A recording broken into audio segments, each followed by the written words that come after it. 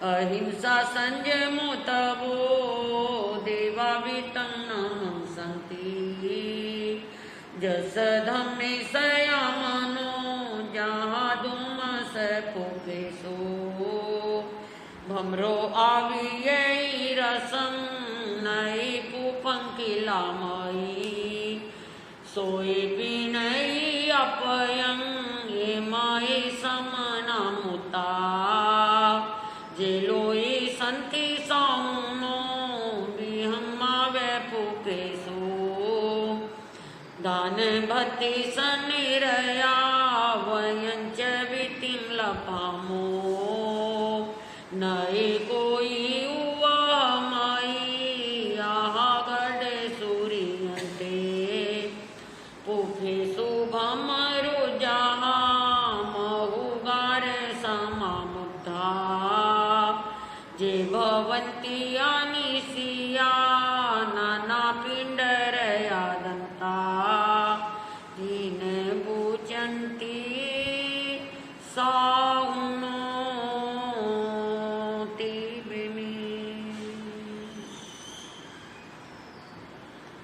आचार्य भगवान पूज्य प्रवर्तक जी गुरुदेव की अपार कृपा मंगलमय आशीर्वाद से आप सभी के समक्ष प्रिय श्रोतागणों के समक्ष मानव वृक्ष के मानव जीवन का एक मानव जीवन रूप एक वृक्ष है, उस वृक्ष के 6 फलों की चर्चा चल रही है। मानव जीवन के 6 फलों में आपने पहला फल सुना था मानव जीवन की दुर्लभता। हमें कितनी कठिनाई से मनुष्य जीवन मिला है और कितने पुण्यों से मिला है, कितने प्रकार के दान किए होंगे, पुण्य किए होंगे या जीवन में बहुत सारा धर्म ध्यान किया होगा, तब जाकर हम मनुष्य बने। ग्रंथों में तो है किम दुर्लभम, क्या दुर्लभ है दुनिया में मनुष्य जन्म दुर्लभ, मनुष्य जन्म ही सबसे दुर्लभ है। पहला फल मानव जीवन की दुर्लभता, दूसरा फल जिनेंद्र पूजा यानी भक्ति। भक्ति में आपने अमृता, ज्वाला, विषा, द्रव्य भक्ति, भाव भक्ति, भक्ति के कई रूप आपने सब सुने थे। मेरा मेरा तेरा, तेरा ना मेरा ना तेरा, सब भक्ति के रूपों में चर्चा चली थी, आपने सुन ली होगी। कई दिनों से हमारी ये व्याख्यान माला चल रही है। आज हम तीसरे फल की चर्चा करते हैं। तीसरा फल है सत्वानुकंपा। मानव जीवन की दुर्लभता पहला फल, जिनेंद्र भक्ति दूसरा फल, सत्वानुकंपा। आप सोच रहे होंगे ये तो बड़ा अटपटा सा नाम है, पर नहीं, ये आगमों का नाम है, महापुरुषों की दी हुई वाणी है। सत्वानुकंपा, अनुकंपा तो समझ ही गए होंगे। अनुकंपा का अर्थ है दया, रहम, करुणा। जब हृदय में रहम आ जाए, करुणा आ जाए, दया आ जाए, तो हम उसे क्या कहते हैं? अनुकंपा। दया, दया के लिए आया है हमारे आचार्यों ने, ज्ञानियों ने कहा, दया सुखों की बेलड़ी, दया सुखों की खान। दया सुखों की बेलड़ी, दया सुखों की खान, अनंत जीव मुक्ति गए दया तना फल जान। अनंत जीव मुक्ति गए दया तना फल जान। दया का फल जान करके अनेकों जीव मुक्ति चले गए। सत्वानुकंपा, जीवों के प्रति अनुकंपा। जीव क्या होता है और अनुकंपा क्या होता है? 2 शब्द है, सत्वानुकंपा। सत्व किसे कहते हैं और अनुकंपा? अनुकंपा तो आपको बता दिया मैंने, दया, करुणा, रहम। लेकिन सत्व क्या है? सत्व है जीव। जीव वो है जिसमें जीवन है, द्रव्य प्राण है। द्रव्य प्राण और भाव प्राणों को जो रख रहा है वो जीव है। जिसे जीवन मिला है वो जीव है। 4 गति 84 लाख जीवा योनि में जो जीव रहता है, योनियों में उसे जीव कहा गया। और उसके पास में 2 तरह के प्राण हैं। एक है द्रव्य प्राण और एक है भाव प्राण। एक द्रव्य प्राण और एक भाव प्राण। आप कहेंगे ये भी बड़ा शब्द नया सा द्रव्य प्राण। द्रव्य प्राण वो जो हमारे जैसे 5 इंद्रिय, जैसे 5 इंद्रिय हमारे, शरीर है, मुंह है, नाक है, आंख है, कान है और 5 इंद्रिय हो गई। शरीर, दूसरी जीभा मुख, तीसरी नाक, चौथी आंख और पांचवें कान। ये 5 इंद्रिय जिसे हम क्या कहते हैं, सूर्त इंद्रिय, चक्षु इंद्रिय, घ्राण इंद्रिय, रस इंद्रिय और स्पर्श इंद्रिय यानी शरीर। 5 इंद्रिय, छठा मन, जो जिसे हम मन भी कहें, विचार भी कहें, भाव भी कहें, बहुत कुछ कह सकते हैं, वो मन है। और मन के द्वारा ही इंद्रियें संचरण करती हैं, जाती हैं, चलती हैं। जब मन ने कहा उठो तो उठते हैं, जब मन ने कहा देखो तो देखते हैं, जब मन ने कहा सुनो तो सुनते हैं, जब मन ने कहा सूंघो सूंघते हैं, जब मन ने कहा चखो तो चखा जाता है। इन सब का मालिक यानी 5 इंद्रिय हैं। 3 योग है, मन का योग, वचन का योग और काया का योग। ये द्रव्य प्राण कितने हैं? 10।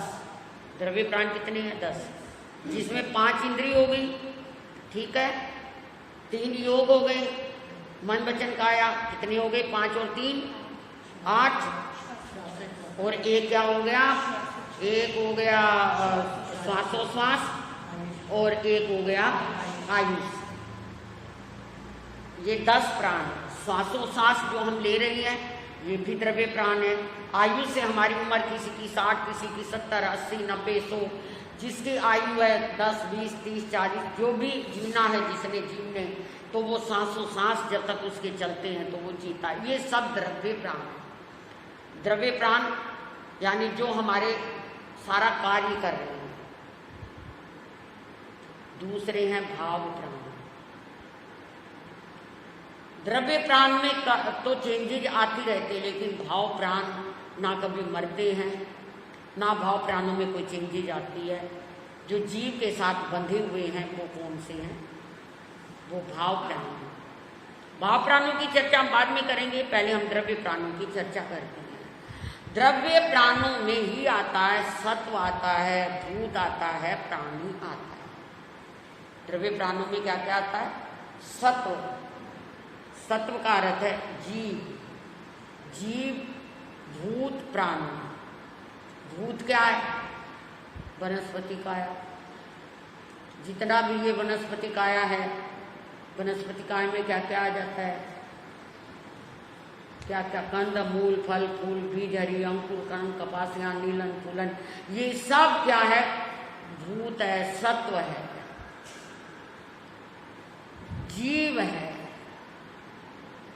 जितने भी ये सीप, शंख, जो कलसिया, गंडोया, तरस, अस्थावर जो भी है ये सब जीव हैं।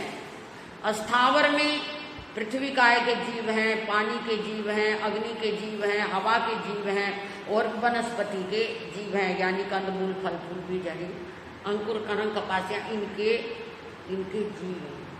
ये सब किसमें है? ये सब द्रव्य प्राणों में है। आचार्य सोमपरब सूरी मानव जीवन वृक्ष के, मानव जीवन रूपी वृक्ष के 6 फलों की बात आचार्य सोमपरब सूरी ने करी थी, और उनमें पहला फल उन्होंने क्या रखा था? मानव जीवन की दुर्लभता। क्योंकि जीव तो सभी को मिला है और जीव के साथ में जीवन भी मिला है। जीव कितनी देर तक जीव रहेगा? नहीं रह सकता। जीव तो केवल अजर, अमर, बुद्ध, सिद्ध, मोक्ष में ही रहता है, वहाँ उसे कुछ जरूरत नहीं। लेकिन यहाँ 4 गति 84 लाख जीवा योनि में जन्म लेने वाले जीव को द्रव्य प्राण चाहिए, लेकिन मोक्ष में गए हुए जीव को केवल भाव प्राण, केवल भाव प्राण। जैसे कहते हैं कोई व्यक्ति पढ़ाई करता है और पढ़ाई करते हुए पहले करता है, यानी अब तो पता नहीं क्या क्या अपर केजी या क्या है, लो केजी, अपर केजी, और उसके साथ में और भी कई तीन साल 4 साल UKG, 3-4 साल ऐसे बिता देते हैं, फिर जाके फर्स्ट में आते हैं, सेकंड में आते हैं, थर्ड में आते हैं। वो बाद में क्या है करते हैं, लेकिन पहले जैसे पहली है, दूसरी है, तीसरी है, 10वीं है, BA है, ग्रेजुएशन है, ग्रेजुएशन के बाद जैसे कुछ भी कोई BTech करता है, कोई MTech करता है, कोई क्या है LLB करता है, कोई डॉक्टरी करता है, कोई क्या है IAS बनता है, जो भी बनना है, कोई इंजीनियर बनता है, ये सब जो बनते हैं, यानी यहाँ तक तो आ गया द्रव्य प्राणों की तरह ही। और फिर जब बन जाते हैं तो केवल सिर्फ डिग्री रह जाती है और नौकरी रह जाती है। उस डिग्री के आधार पर नौकरी मिल जाती है। डिग्री का अर्थ आप समझ ही गए, सर्टिफिकेट जो हमने पास किया है उसका, तो उसके आधार पर हमें इंजीनियर बनना है, वकील बनना है, डॉक्टर बनना है, या क्या है IAS बना, उसके आधार पर बन जाते हैं। ऐसे ही जब तक द्रव्य प्राण हैं, जीव ने यानी नाक, कान, आँख और क्या है मन, वचन, काया, सांसों आयुष, तो हम क्या है जीव हैं और हमें ये जीवन मिला है। लेकिन मोक्ष में ना इन द्रव्य प्राणों की जरूरत है, ना किसी बस, माँ तो ओनली सिर्फ पवित्र, जैसे डिग्री रह जाती है वैसे ही पवित्र आत्मा रह जाती है, और उस आत्मा के साथ में भाव प्राण लगे रहते हैं। लेकिन कोई भी ना सांसों सांस, ना आयुष होगी तो एक न एक दिन समाप्त होगी, सांस होगी तो एक न एक दिन समाप्त होंगे, और क्या है सांसों सांस आयु, मन भी एक दिन क्या है थक जाएगा, वचन, काया कब तक रहेंगे, शरीर भी एक दिन धीरे धीरे जीर्ण शीर्ण होता हुआ, जैसे वस्त्र को रख दो, रखा भी नया वस्त्र समय पाकर 5 साल बाद, 20 साल बाद, 30 साल बाद क्या हो जाता है। मैंने खुद इस बात को देखा है। मुझे याद है हमारे बड़े गुरुजी होते थे, उन्होंने किसी समय किसी भैया को एक सर्दी आ गई और अपने शाल गई कि भैया इसे संभाल कर रखना, जब दोबारा सर्दी आएगी तो हम आपसे ले लेंगे। बात खत्म हुई और समय बीतता गया। 2-4 साल बाद बड़े महाराज साहब की मृत्यु हो गई, देवलोक गमन हो गया। हमें कुछ पता नहीं था, वो भाई भी उसको रखकर भूल गया और महाराज भी भूल गए। कोई 20-30 साल बाद उसे याद आया, किसी दिन कुछ खोला होगा तो अरे ये तो महाराज की शाल थी, ये क्या। वो हमारे पास लाया, किसी चीज़ में बंधी हुई थी, गठरी नुमा बनी थी वो। हमने जब खोल के देखा तो जहाँ हाथ लगाए बस उतनी ही हाथ में आ जाए, यानी उसका क्या हो गया, जरा जीर्ण हो गई और कुछ भी उसमें नहीं बचा। ओढ़ने का तो मतलब क्या, हाथ भी लगाते उसके तार निकल गए। तो इसलिए जैसे ये कपड़े की अवस्था हुई, मुझे लगा कपड़ा ही नहीं, एक दिन आता है, समय आता है सबकी, जिसकी म्याद खत्म हो जाती है, कोई बिल्डिंग हो, कोई भवन हो। और तो और आप दिल्ली का ये देखिए क्या है, दिल्ली में क्या बना हुआ, पुराना पुल बना हुआ है जो जमुना के लिए कोई इधर से उधर जाता है, अंग्रेजों के टाइम का, लेकिन उसकी भी म्याद खत्म, और म्याद खत्म होने पर जरा जीर्ण हो जाता है, और जरा जीर्ण होने पर एक दिन वो क्या हो जाता है, समाप्त हो जाता है। यानी हर वस्तु की म्याद है। ऐसे हमारे शरीर की भी क्या है, कोई ना कोई समय आने पर इसकी भी मृत्यु हो जाती है। ना मन रहता है, ना वचन रहता है, ना काया रहती है, ना द्रव्य प्राण रहती हैं, केवल भाव प्राण आत्मा रह जाती है। और वो आत्मा के जैसा कर्म किया है उसी योनि में चली जाती है। समझ गई होंगे आप। आज थोड़ा गहरा विषय है, आज थोड़ा क्या है समझिए जैसा विषय है।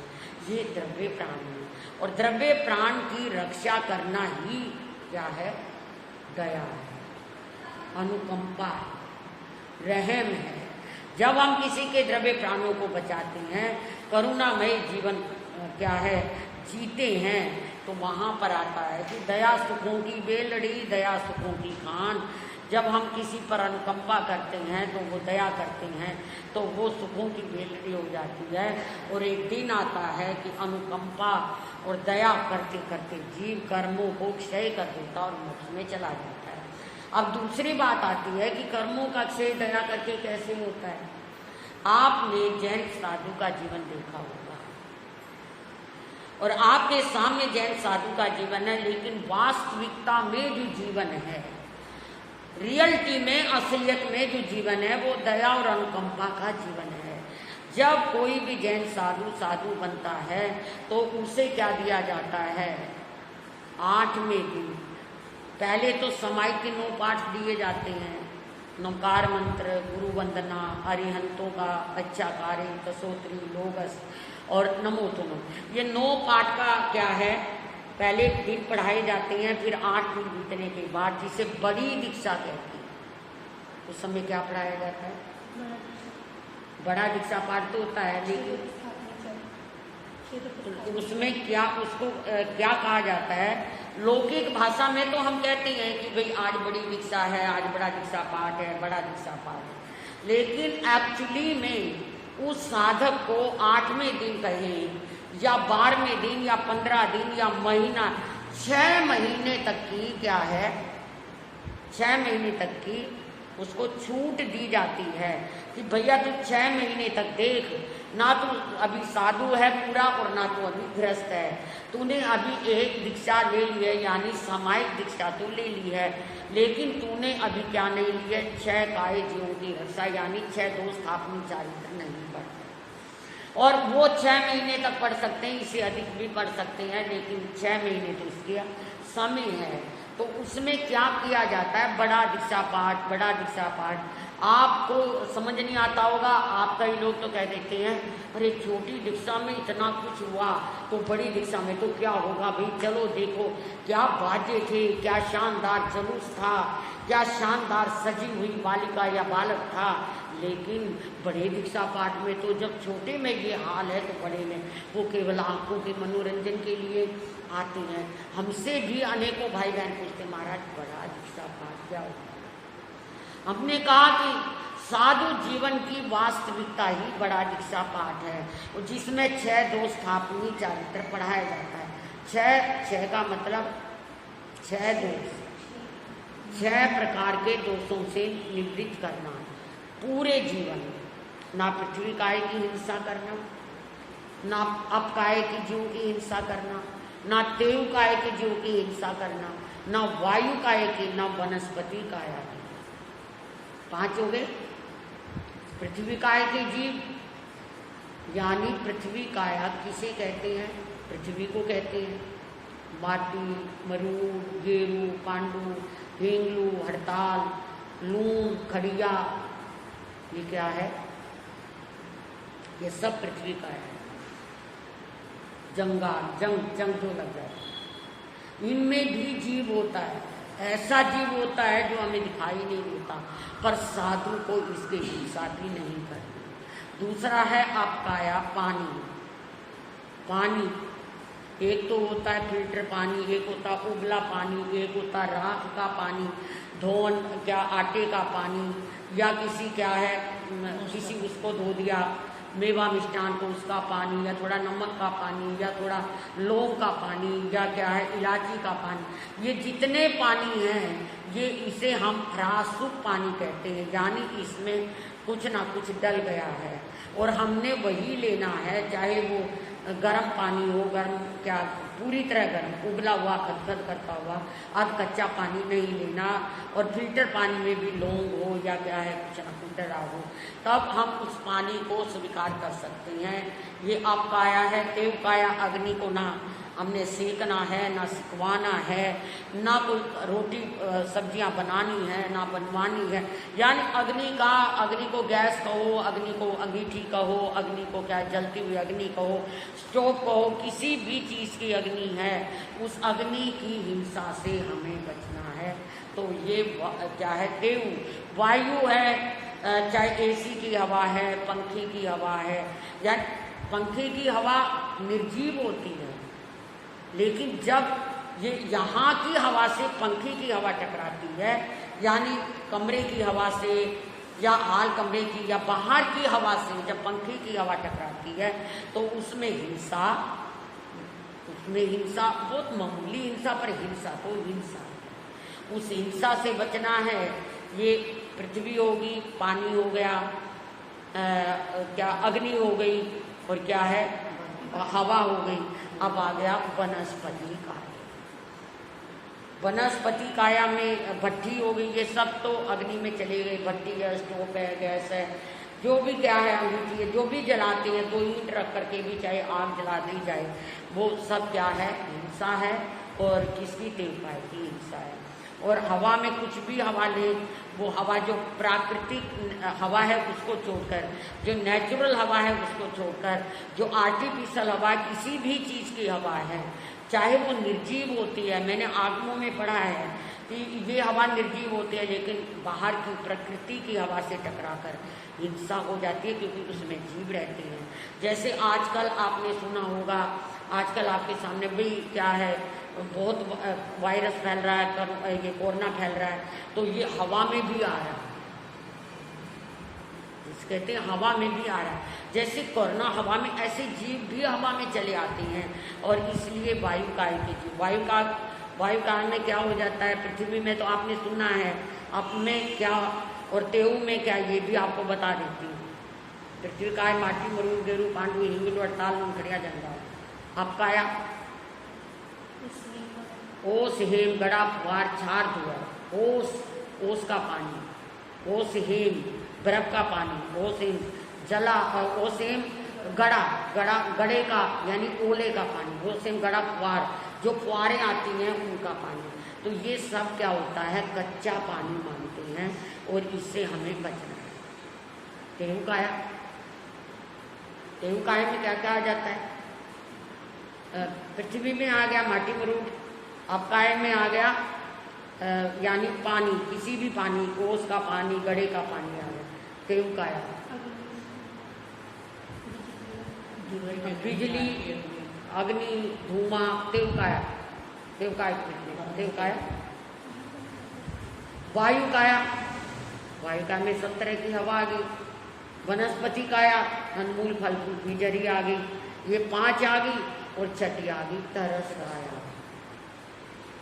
तरस काया में बेंद्री आ गई, बेंद्री 2 इंद्री के जीव, तेंद्री 3 इंद्री के जीव, चौंद्री 4 इंद्री, जो बेंद्री सीप शंख जो कलसिया गंडोया, तेंद्री जूं लीख चाचड़ माकड़ ढोरा तुलसी कीड़ी फुटवा, ये आ जाते हैं। चौंद्री मक्खी मच्छर भमरी भमरा टिड्डा पतंगा बिच्छू। इसी प्रकार पचेंद्री में सारे जितने जल के जीव हैं, पृथ्वी पर चलने वाले जीव हैं, जलचर थलचर, आकाश में उड़ने वाले जीव हैं, जो भी है जलचर थलचर खेचर, उड़पुर यानी भुजाओं के बल चलने वाले जीव हैं, भुजपुर भुजाओं के बल, उड़पुर छाती के बल, जो भी ऐसे भी सब कुछ ये किसमें आ जाता है, तरस में आ जाता है। इन सब जीवों में द्रव्य प्राण रहते हैं। द्रव्य प्राण 10 हैं, जिसमें से 10 में से 2 यानी 1 द्रव्य प्राण क्या हो गया, सप्रस शरीर। इंद्रियों में कोई जरूरी नहीं कि सभी जीवों को 5 इंद्रिय मिले।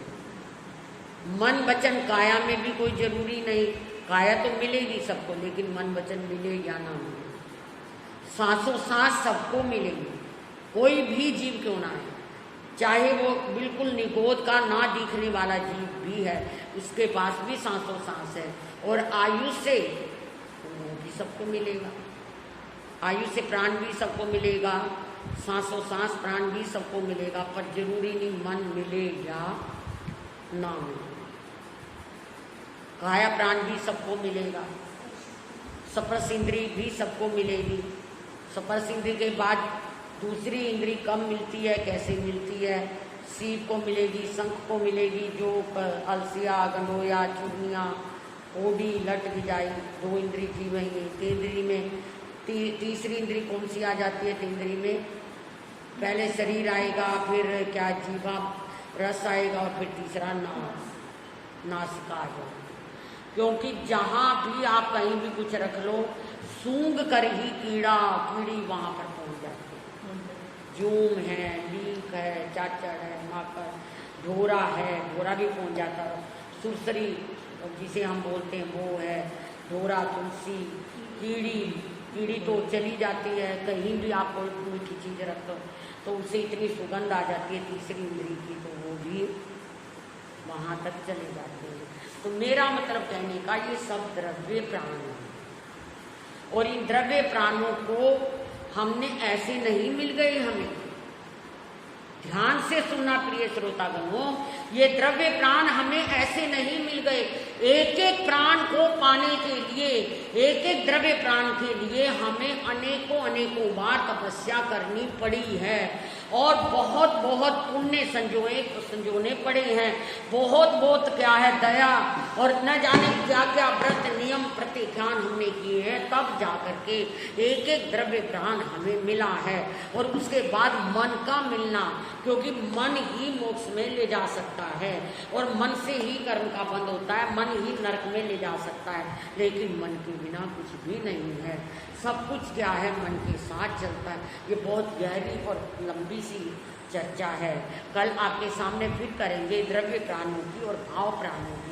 ये क्या आपको अच्छी सी समझ आ जाए प्रवचन के द्वारा, तो आपको आगे सत्वानुकंपा यानी तीसरा फल मानव जीवन रूपी वृक्ष का जो आचार्य सोमप्रभ सूरी जी ने बताया है, वो तीसरे फल को आप अच्छी से समझ पाएंगे और बहुत ध्यान से इसको समझ पाएंगे। इन्हीं शब्दों के साथ विराम लेती हूँ। आपके साथ एक क्वेश्चन डाल देती हूँ कि द्रव्य प्राण कौन से क्या क्या हैं, आपको वो बताने होंगे। आपने अगर ध्यान से सुना जरूर बताएंगे कल। और आपको कोई शंका है तो उसके समाधान के लिए भी आप प्रश्न डाल सकते हैं, अपनी शंका को डाल सकते हैं और आप पूछ भी सकते हैं। जैसे बाद में दर्शन होते हैं तो आप पूछ भी सकते हैं। इन्हीं शब्दों के साथ विराम दूंगी। धन्यवाद है, शुभ मंगल कामना है। आप सोमवार है, सोमवार में आप बहुत बहुत धन्यवाद के पात्र। ऊपर से नमक का प्रयोग ना करें।